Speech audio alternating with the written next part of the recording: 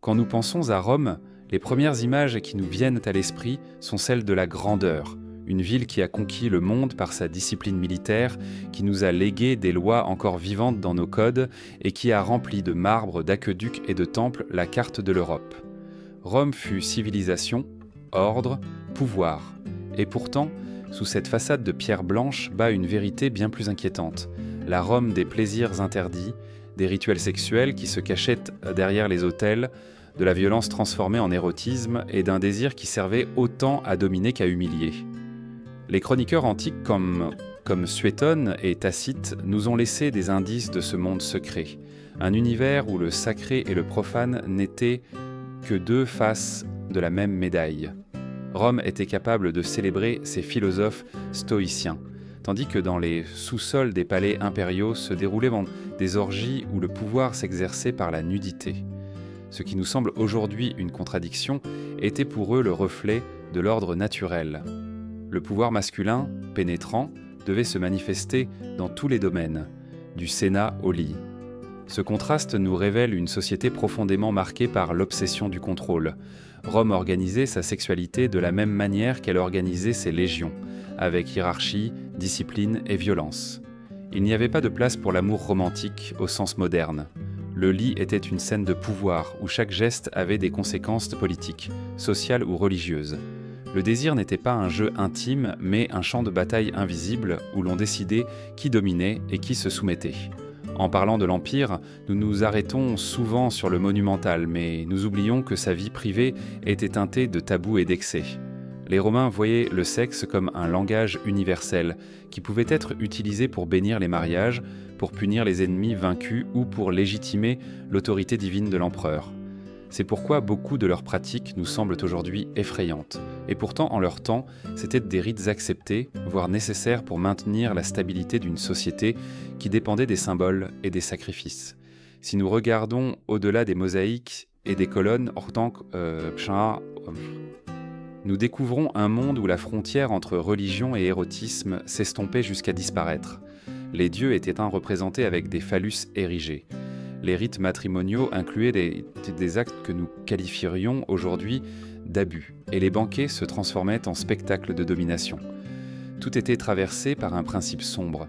Celui qui avait le pouvoir pouvait décider ce qui était sacré et ce qui était obscène. Ce même principe résonne encore dans notre présent. Ne voyons-nous pas encore comment les puissants utilisent la sexualité comme outil de contrôle, de scandale ou de propagande ? Rome, dans sa grandeur et sa décadence, nous rappelle que la ligne entre le plaisir et l'abus, entre la liberté et la tyrannie, est aussi fragile que le tissu d'une toge, et que derrière chaque empire qui s'élève sur le marbre et la gloire, il existe toujours un sous-sol d'ombre, où l'interdit marque le pouls de l'histoire. Pour comprendre la sexualité romaine, il faut commencer par l'un de ses symboles les plus perturbants, le phallus. Dans notre culture contemporaine, un phallus sculpté dans la pierre ou peint sur un mur serait considéré comme vulgaire.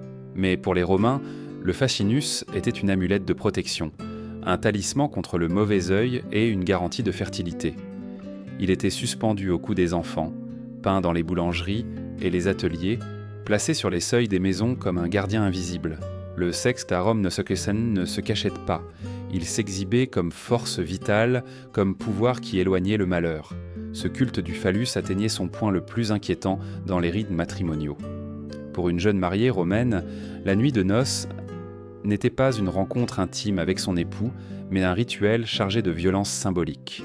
Elle était menée au temple de Priape, un dieu grotesque de la fertilité représenté avec un membre démesuré et perpétuellement en érection. Là, la jeune femme était forcée de s'asseoir sur les genoux de la statue, comme si la divinité la déflorait avant son mari. Ce qui pour nous sonne comme une profanation était pour eux une préparation sacrée, un pont entre la pureté vierge et la fécondité conjugale. Les anthropologues modernes ont interprété ce rite comme un mécanisme de contrôle social. Il ne s'agissait pas seulement de fertilité, mais de soumettre la femme au pouvoir masculin dès le premier instant. Le mari ne la recevait pas comme une égale, mais comme une possession bénie par un dieu obscène. Rome a ainsi construit une culture où le sexe était revêtu de sacralité, mais était en même temps un instrument pour marquer des hiérarchies inébranlables. Si nous le regardons avec les yeux d'aujourd'hui, Le rite apparaît comme une forme institutionnalisée de violence, un rappel que la femme était toujours un objet et jamais un sujet. Cependant, les Romains le comprenaient comme une étape nécessaire pour garantir la continuité de la famille et par extension de la cité. Le pouvoir de l'État s'infiltrait jusque dans la chambre à coucher. Même l'acte le plus intime devait être régulé par un symbole qui rappelait qui commandait. Imaginons la scène. Une jeune femme tremblante, à peine sortie de l'adolescence, entourée de prêtres et de membres de sa famille, face à une statue monstrueuse qui devait les initier. Cette expérience n'était pas privée, elle était publique, assistée par la communauté comme un spectacle. La honte individuelle était subordonnée au mythe collectif. C'était une façon d'enseigner qu'à Rome, le corps n'appartenait pas à soi-même, mais à l'ordre social et divin. Ce type de rituel nous rappelle à quel point la frontière entre religion et abus s'estompait dans l'Antiquité. Et cela nous oblige à nous demander combien de nos pratiques actuelles, aujourd'hui considérées comme naturelles, seront interprétées à l'avenir comme des actes de contrôle déguisés en tradition. Rome nous offre un miroir déformé dans lequel nous contemplons la brutalité du passé, mais aussi les ombres persistantes de notre présent. Dans l'imaginaire moderne, nous associons souvent les Grecs à l'exaltation de l'amour entre hommes, un idéal pédérastique qui enveloppait les roses d'une aura philosophique. Rome, en revanche, considérait ces pratiques sous une autre logique. Ce n'était pas une question d'amour ou d'esthétique, mais de pouvoir. Dans la capitale de l'Empire, la moralité d'un acte homosexuel ne dépendait pas du genre des personnes impliquées, mais de la position que chacun occupait dans l'acte. Ce qui définissait l'honneur ou la honte n'était pas avec qui on couchait, mais le rôle que l'on jouait. Pour un citoyen romain libre, pénétrer un autre homme, qu'il s'agisse d'un esclave, d'un ennemi vaincu ou d'un prostitué, ne constituait aucune souillure. Au contraire, c'était une démonstration de virilité, un rappel brutal qu'il était le maître et l'autre sa propriété. Dans les rues torsa de Rome, personne ne s'offusquait si un patricien parlait de ses aventures avec de jeunes esclaves. Ce qui était intolérable, c'est que ce même patricien se laissa pénétrer. Car cela, dans le langage de Rome, équivalait à renoncer à la masculinité, à assumer le rôle de femme, à descendre dans la hiérarchie sociale. Les lois étaient implacables envers ceux qui franchissaient en pas cette ligne. Un citoyen surpris dans le rôle passif pouvait être accusé d'infamie, perdre ses droits politiques, être marqué comme indigne. Le corps masculin libre devait être inviolable par principe. Sa fonction était de dominer, jamais de céder. Cette conception a transformé la sexualité en un champ de mine, où un seul geste pouvait ruiner une réputation bâtie pendant des années. Les empereurs n'étaient pas étrangers à cette logique. Jules César fut l'objet de rumeurs sur ses relations avec le roi Nicomède de Bithynie, mais les chroniqueurs insistaient pour le ridiculiser en l'appelant « la reine de Bithynie ». Trajan, l'un des grands empereurs conquérants, eut des amants masculins sans que sa gloire militaire en pâtisse, car il occupait toujours le rôle du dominateur. La ligne était claire, celui qui commande pénètre, celui qui obéit se soumet. D'un point de vue psychologique, cette obsession révèle la peur profonde de Rome de la féminisation. Être passif équivalait à perdre le masque de l'autorité, à devenir un objet de moquerie et de mépris. C'était une panique culturelle face au glissement des rôles, une crainte que l'ordre rigide ne s'effondre si un citoyen libre se rabaissait au plaisir d'être possédé. Le désir qui dans d'autres cultures pouvait être mutuel était à Rome une arme politique. Cette dynamique brutale nous oblige à regarder notre présent. Bien qu'aujourd'hui nous proclamions la liberté sexuelle, nous continuons à vivre dans des sociétés où le rôle masculin se mesure à sa capacité de dominer, de ne pas montrer de faiblesse. Rome nous rappelle que l'homophobie ne naît pas toujours du rejet de l'acte en soi, mais de la peur de perdre son statut dans un monde où la masculinité est devenue une forteresse assiégée. Ainsi, l'homosexualité romaine n'était pas un espace d'amour ou d'égalité, mais un miroir sombre où se reflétait la violence d'une société obsédée par le pouvoir. Et dans ce miroir, nous pouvons encore voir avec terreur les fantômes de nos propres préjugés modernes. Rome ne se contentait pas de conquérir des territoires. Elle organisait aussi les plaisirs avec la même froideur administrative qu'elle comptait ses légions. La prostitution était légale, réglementée et omniprésente. Les bordels, connus sous le nom de lupanaria, se cachaient dans des ruelles sombres mais fleurissaient aussi près des forums et des tavernes. Là, le sexe n'était ni péché ni secret, c'était un commerce supervisé par l'État, une machinerie de plaisir qui nourrissait aussi bien des esclaves désespérés que des sénateurs blasés de pouvoir. La question était inévitable. Dans un empire où coexistaient des centaines de langues mutant et de cultures, comment un marin syrien pouvait-il communiquer avec une prostituée latine ou un esclave gaulois avec une courtisane romaine? La réponse fut aussi pragmatique que perturbante, les spintria. Ces petites jetons de bronze ou de laiton semblables à des pièces de monnaie, portant d'un côté un chiffre romain et de l'autre une image explicite d'un acte sexuel. Il n'y avait pas de place pour les malentendus. Le client désignait le jeton du service qu'il souhaitait et le remettait comme une entrée au spectacle de la chair. Le numéro déterminait le prix, l'image l'acte. Ainsi, Rome créa un véritable menu du désir, un langage universel qui transcendait les barrières dans des idiomatiques quand on les était morales. Ce qui pour nous serait une pornographie rudimentaire était pour eux un système d'organisation, une économie du plaisir aussi précise que leur table d'impôt. Le sexe devint une transaction claire, presque bureaucratique, dans laquelle le corps humain était réduit à une marchandise estampillée sur du métal. Mais derrière cette efficacité se cachait une contradiction. Les mêmes citoyens qui vénéraient en les dieux dans des temples de marbre se rendaient ensuite dans un lupanar avec une spintria en poche. Le pouvoir de l'Empire ne se mesurait pas seulement au territoire seul conquis, mais à la capacité de domestiquer le désir, de le transformer en monnaie, en marché, en une routine de plus de la vie quotidienne. Les archéologues ont trouvé des centaines de ces jetons enfouis sous la cendre de Pompéi, comme si même le volcan n'avait pu effacer les traces d'un peuple obsédé par la catalogation du plaisir. Les murs des bordels de la ville conservent des fresques avec des postures sexuelles, rappelant que pour les Romains, le sexe était aussi public qu'un spectacle au cirque. Il n'y avait pas de place pour l'intimité. Tout était visible, réglementé et, d'une certaine manière, accepté comme faisant partie de la machinerie impériale. Si nous le comparons à l'actualité, les spintrias semblent un aperçu de ce qui se passe aujourd'hui dans l'industrie du sexe sur Internet. Des catalogues de corps, des menus d'options, des transactions rapides qui éliminent le besoin de mots. Rome nous montre que le désir, une fois transformé en marché, perd en mystère et gagne en brutalité.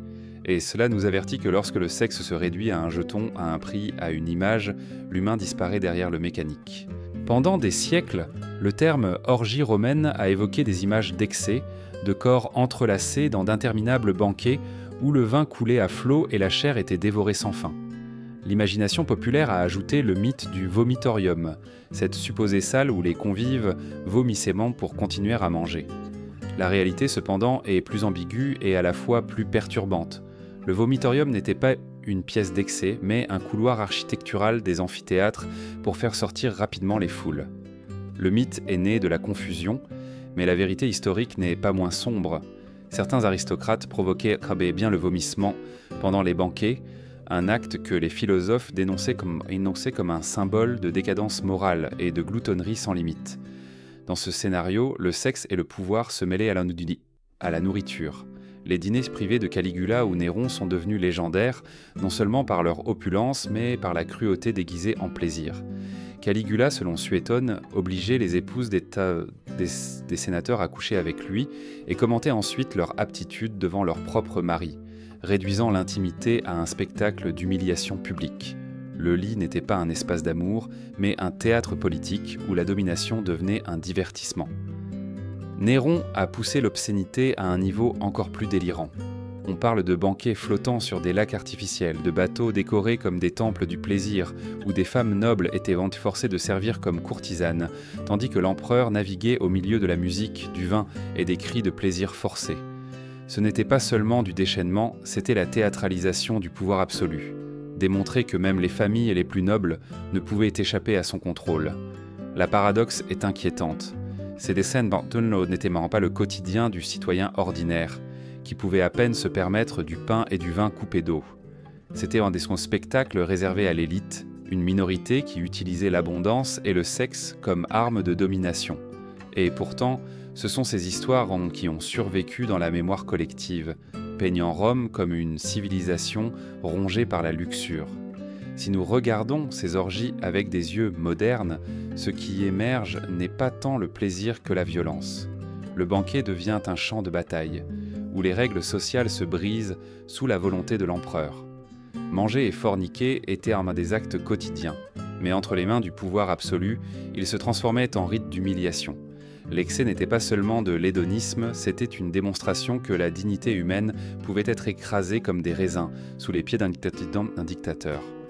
Et en y pensant, ne voyons-nous pas des échos de la même chose à notre époque ? Scandales sexuels de politiciens, abus commis derrière des portes closes, festins des puissants qui finissent par filtrer comme des ombres honteuses. Rome, avec ses banquets sombres, nous rappelle que le plaisir, lorsqu'il devient un spectacle de domination, ne rassasie pas. Il ronge, humilie et détruit. L'image populaire de Rome comme un paradis de libertinage absolu est trompeuse. Oui, l'Empire tolérait et même célébrait certains excès, mais en même temps il imposait un réseau de tabous rigides, des lois implacables qui s'abattaient avec brutalité sur ceux qui défiaient l'ordre moral et familial. Rome était une société de contrastes. Le phallus pouvait orner les murs d'une boulangerie, mais un acte considéré illicite pouvait coûter la vie. L'adultère féminin était l'un des crimes les plus sévèrement punis. La Lex Julia, promulguée par Auguste, a transformé le lit conjugal en territoire surveillé par la loi. Un père pouvait tuer sa fille, surprise avec un amant dans sa propre maison, et le mari avait le droit de faire justice à l'adultère dans certaines circonstances. La femme romaine, réduite à une propriété, portait sur ses épaules l'honneur de la famille. Son corps ne lui appartenait pas. Il était le symbole de la pureté de la lignée, et toute tâche se payait par le sang. L'inceste était un autre tabou absolu dans le discours officiel, bien que l'hypocrisie coulât dans les veines du pouvoir. Des empereurs comme Caligula ont effrontément brisé cette interdiction, entretenant des relations avec leurs propres sœurs, comme si elles étaient des insignes de leur autorité. Ce qui pour le peuple était considéré comme un sacrilège, pouvait au palais impérial être présenté comme un défi orgueilleux aux normes, une preuve que l'empereur était au-dessus de la morale des mortels. Mais parmi tous les délits sexuels, aucun ne générait une punition aussi monstrueuse que celle des vierges vestales. Ces prêtresses, chargées de maintenir le feu sacré de Rome allumé, étaient considérées comme le reflet de la pureté de l'État. Leur vœu de chasteté durait 30 ans et son non-respect était interprété comme une menace pour le destin même de l'Empire. Si une Vestale était reconnue coupable d'avoir rompu son serment, l'amant était fouetté à mort en public. La femme, cependant, ne pouvait pas être exécutée directement, tant son corps était sacré, intouchable par les mains des bourreaux. La solution romaine était d'une cruauté indescriptible. La Vestale était enterrée vivante. On la menait en procession, vêtue comme si elle allait à son mariage, jusqu'à une chambre souterraine. On lui laissait un peu de pain, d'eau et d'huile, une ironie légaliste pour que cela ne soit pas considéré comme une exécution directe. Ensuite, l'entrée était scellée, la condamnant à mourir lentement dans l'obscurité, seule, enterrée sous la ville qu'elle avait juré de protéger. Le peuple assistait à cette procession comme un spectacle religieux, un mélange d'horreur et de dévotion qui assurait la continuité de Rome par le sacrifice d'une jeune femme. Ce contraste met à nu la véritable logique romaine. Le plaisir pouvait être toléré tant qu'il renforçait la hiérarchie et la stabilité. Mais quand il menaçait les structures sacrées, de la famille, de la lignée ou de l'État, la machinerie de la terreur se déchaînait. Rome jouait avec la vie et la mort comme des pièces sur un échiquier, utilisant la sexualité aussi bien pour légitimer que pour anéantir. Ce qui est inquiétant, c'est que ce même schéma n'a pas disparu. Encore aujourd'hui, dans les sociétés modernes, certains péchés intimes sont punis avec une sévérité disproportionnée, tandis que d'autres excès restent impunis aux mains des puissants. Rome, avec ses Vestales enterrées stins vives et ses empereurs incestueux, nous rappelle que la morale ne naît pas toujours du désir de justice, mais de la peur de perdre le contrôle. Parmi toutes les contradictions de Rome, aucune n'est aussi glaçante que le destin des Vestales tombées en disgrâce. C'étaient pour des jeunes filles, choisir très tôt, séparées de leur famille, pour servir 30 ans le feu éternel de Vesta, symbole de la continuité de la ville. Pendant ce temps, elles devaient rester absolument vierges, non pas parce que la pureté était une valeur en soi, mais parce qu'elle représentait le corps inviolable de l'État lui-même. Une Vestale corrompue signifiait un empire en danger. Le jour où l'une d'elles était accusée d'avoir rompu son vœu, la ville entière frissonnait. Ce n'était pas seulement un scandale religieux, c'était un présage de catastrophe. Les Romains croyaient que le destin de Rome était lié à ces femmes. Si le feu sacré vacillait, si une vestale était découverte dans les bras d'un amant, cela signifiait que les dieux retiraient leur main à leur faveur. La peur collective exigeait un sacrifice exemplaire. L'amant était fouetté à mort en public, à un spectacle de sang pour satisfaire les dieux et la foule. Mais la punition de la prêtresse était encore plus cruelle. On ne pouvait pas verser son sang, car son corps était considéré comme sacré. Alors la ville, avec une froide logique légaliste, la condamnait à être enterrée vivante. La jeune femme était vêtue comme une mariée, conduite en procession silencieuse dans les rues, accompagnée d'un cortège lugubre qui pleurait et observait à la fois. On la menait à une chambre souterraine où l'on laissait un lit, une lampe allumée, un peu de pain, d'eau et d'huile. Une moquerie macabre de la vie qu'elle ne vivrait jamais. L'entrée était scellée et l'obscurité devenait sa tombe. Là, dans l'ombre, elle mourait lentement, consumée par le silence et le désespoir. Il n'y avait pas de cris, pas de lutte, seulement un vide interminable qui transformait la prêtresse en victime et en offrande en même temps. Rome restait tranquille, convaincue qu'avec ce sacrifice, elle rétablissait l'équilibre avec les dieux. La psychologie de ce rituel est aussi brutale que révélatrice. La ville entière participait à une chorégraphie de mort, convaincue que la vie d'une jeune fille pouvait soutenir le destin de millions. C'était un théâtre d'horreur qui renforçait l'idée que la communauté valait plus que l'individu, que le corps pouvait être annulé s'il menaçait l'ordre. D'un point de vue moderne, en fait, nous voyons dans cet acte la graine du totalitarisme, sacrifier l'innocent au nom d'un bien supérieur. Comparé à d'autres cultures, le châtiment des Vestales rappelle les sacrifices humains des Aztèques ou les jeunes filles jetées à la mer dans les mythes grecs. Toujours la femme comme pont entre le divin et l'humain, toujours la virginité comme ressource de pouvoir. Rome, qui se glorifiait d'être une civilisation, reproduisait avec ses Vestales la même logique sanglante des peuples qu'elle appelait barbares. L'écho de cette tragédie continue de vibrer. Chaque fois qu'une société fait d'une personne un bouc émissaire, chaque fois qu'elle offre la vie d'un innocent pour calmer la colère collective, le silence de ces cryptes où les Vestales mouraient abandonnés résonne. Rome n'a pas seulement laissé des lois et des monuments, elle a laissé des cicatrices invisibles, des histoires de femmes enterrées vivantes sous le poids d'un empire qui confondait pureté et mort. En analysant la vie intime de Rome, ce qui émerge n'est pas une image uniforme de libertinage, mais un réseau de contradictions qui révèle la complexité de sa société. D'un côté, c'était un peuple qui exhibait sans pudeur des phallus dans les rues, qui acceptait la prostitution comme un métier réglementé et qui transformait les orgies en spectacle du pouvoir impérial. De l'autre, il se montrait implacable envers la femme adultère, la Vestale qui manquait à son vœu, le citoyen libre qui osait céder au rôle passif. C'était un empire qui tolérait le grotesque et punissait l'intime. Ces contradictions reflètent une vérité plus profonde. Le sexe à Rome n'était pas un domaine de liberté personnelle, mais un rouage du pouvoir. Chaque pratique, chaque interdiction répondait à une logique de contrôle social. Le plaisir pouvait être célébré dans un bordel ou lors d'un banquet impérial, tant qu'il servait à réaffirmer les hiérarchies. Mais quand il menaçait l'ordre, qu'il s'agisse de la lignée, de la religion ou de la masculinité, alors il devenait un crime et méritait la mort. Cette tension nous oblige à regarder la psychologie collective du peuple romain. Il vivait dans une société obsédée par le prestige, par l'apparence, par l'honneur public. Le corps était une scène politique. Pénétrer ou être pénétré, concevoir des enfants légitimes ou bâtards, maintenir ou rompre un vœu de chasteté, tout avait des conséquences qui transcendaient le personnel. Le désir n'appartenait pas à l'individu, il appartenait à l'État. Le plus inquiétant est que, malgré la distance historique, nous retrouvons encore des échos de cette mentalité. Actuellement, nous voyons toujours comment la sexualité devient une arme de contrôle, un scandale médiatique, un instrument pour élever ou détruire des carrières politiques. Nous continuons à vivre entre la tolérance de l'obscène et la condamnation de l'intime, comme si nous traînions encore l'ombre de Rome dans nos propres contradictions morales. Rome fut civilisation et barbarie à la fois. Ses citoyens pouvaient en marcher sous des arcs de triomphe ornés de dieux nus et, en rentrant chez eux, craindre la honte d'une rumeur sur leur honneur sexuel.